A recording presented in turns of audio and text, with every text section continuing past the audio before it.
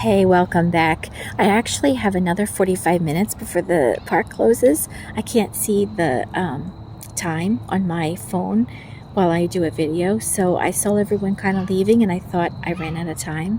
So I'm going to do another short video. Now that I did the one about the Nephilim and you understand the history of the Nephilim and how I believe they survived the flood, I want to run an idea by you about the Babylon. So I see a lot of people speculating on what Babylon is, and they think it's a real city that is going to be destroyed in in Armageddon, basically, after the tribulation. And there's a lot of people that think it's Rome, and there's people that think it's Babylon, the literal Babylon actually being rebuilt and coming alive again. There are people that think it's Jerusalem because it does. There are scriptures that say it's the city that killed Jesus and so forth. In Revelation, though, when the angel is interpreting what she meant by, she shows John a vision, and then she says, okay, now I'm going to show you the interpretation and the meaning of what you just saw. And she just tells John what it is. And the whore is symbolic of the great city. And she sits on 7 hills, right? But the Bible says she sits on 7 hills that are 7 kings. So these are, that's why they say it's Rome. But I'm going to tell you my opinion. I could be wrong, but I don't think that it's any one city. I think it's the whole world, the whole system that we now have on earth. The whole, when the angel is destroying Babylon, it's talking about money exchangers. It's talking about commerce. It's talking about merchants, riches, all of these things being destroyed. And I believe the Lord revealed to me. I could be wrong, but I believe that it is the whole system that we have on earth today. I mean, think about what money has done. Money has separated humans.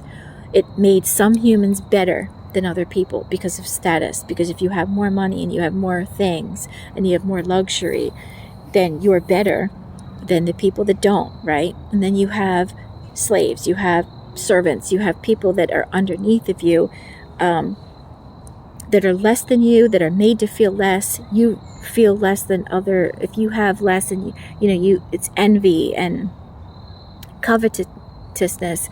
When you look at people that have more than you, and you long for it, and all of that causes division between. God never created any of that. None of us are better than any of the rest of us. We're all equal in Christ. And God never ever planned for any humans to be above any other humans or better than any other humans based on anything. But it's money that does that. It's money that separates that. It's that going to work and having to work for money and things and status that causes all sin. That's why the love of money is the root of all evil. Well, that whole concept, that whole system started in Babylon with Nimrod. That is why it is called Babylon. So it's not an actual one city on earth that's going to be destroyed. It's the whole system. Do you see that? Do you see that? So when you read chapters 17 and 18 in Revelation, pay attention what she's saying. I wrote down specifically, the whore is on a dragon, right?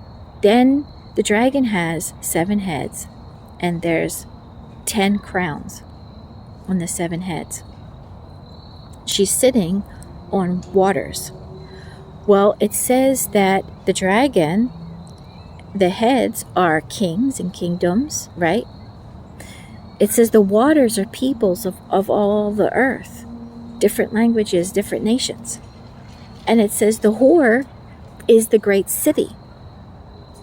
So get that in your head when you see the great whore. It's a city, and it says the city of Babylon, but it's mystery Babylon. It's not just Babylon, it's mystery Babylon.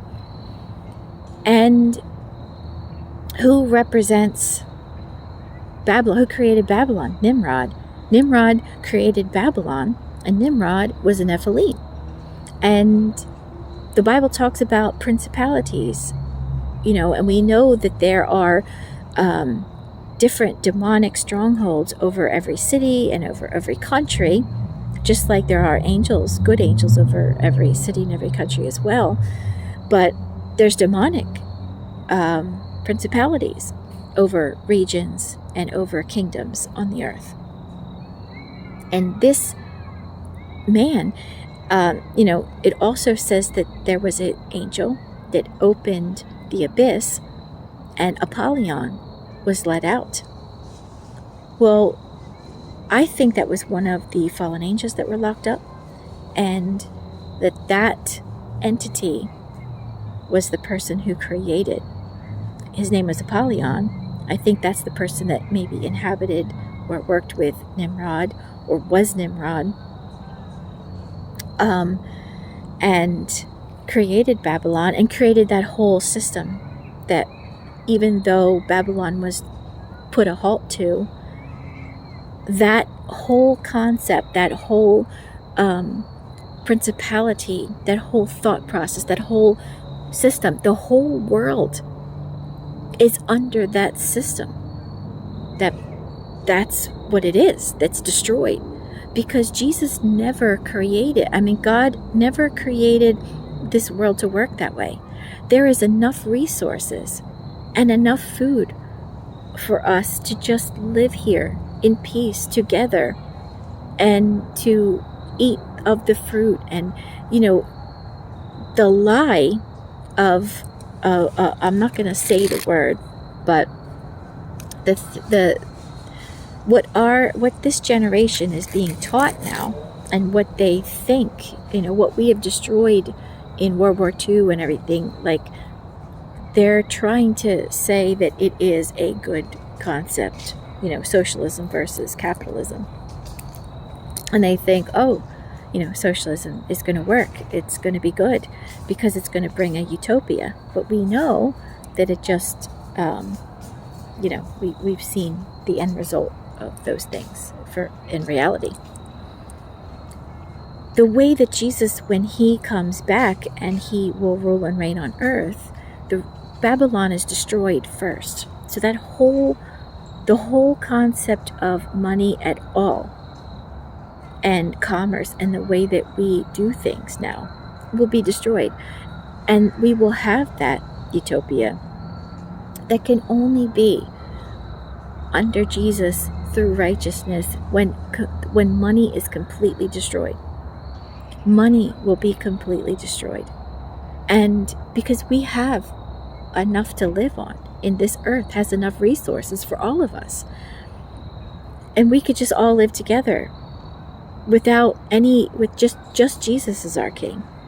And that is what God's original plan was when he created Eden, and he created Adam and Eve, and he created this earth.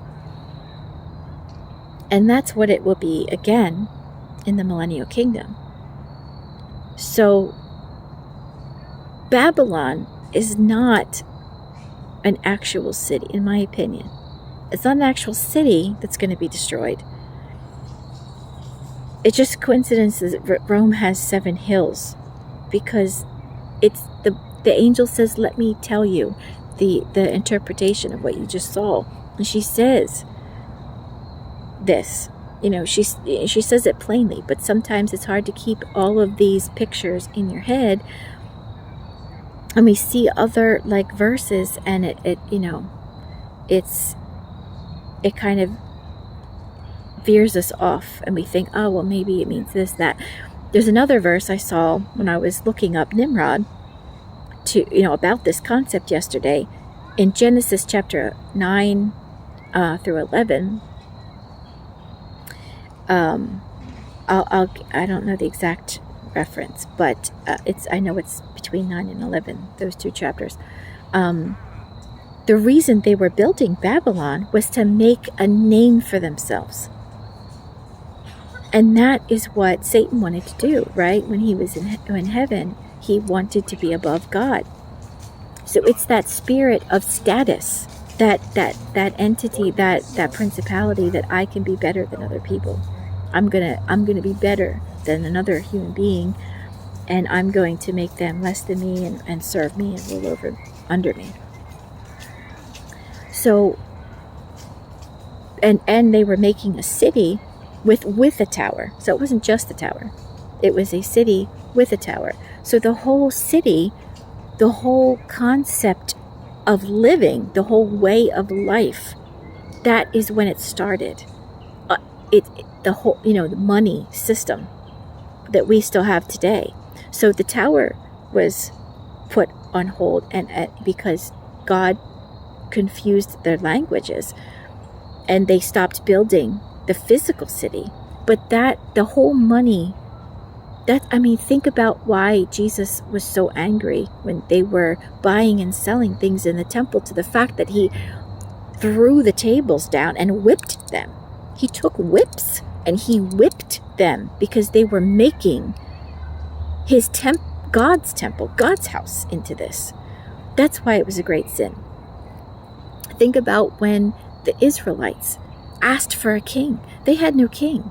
They just had God as their king, and they had like judges, but they didn't have any one ruler over them. And they asked God for a king, but God didn't create kings. The nephilim, the fallen angels, created kings. That's why God was so upset when they asked for a king. He still gave it to them and says, you know what, you want this? Fine, I'll give it to you. And now they have seen the result of their sin throughout the ages. And we all have. We're all sinners. But that's why he was so upset. Because that is Satan's way, not God's way. And that's not it's the system. So basically, Babylon, in my opinion, is not an actual city that's going to be destroyed. We don't have to figure out what is Mystery Babylon. Mystery Babylon was just the angel told us what Mystery Babylon is. And it is this whole money system that we have. That's why the mark of the beast has to do with money. You can't buy and sell without it. And you need to take on his mark. You have to worship him in order to, and it's a worldwide thing. And why, this whole cashless society is happening, and we see that happening now. It's all part of the end result of Satan's plan to get everyone to just worship him and be his slaves and fight for him. And he wants to win over God. That's what it's about. So I hope you get it. I hope you see that. That's this video, the second video, and I'm sure that now it's starting to get dark. So I'm going to go. But God bless you, and like, subscribe, and share, please. And I will see you in the next one.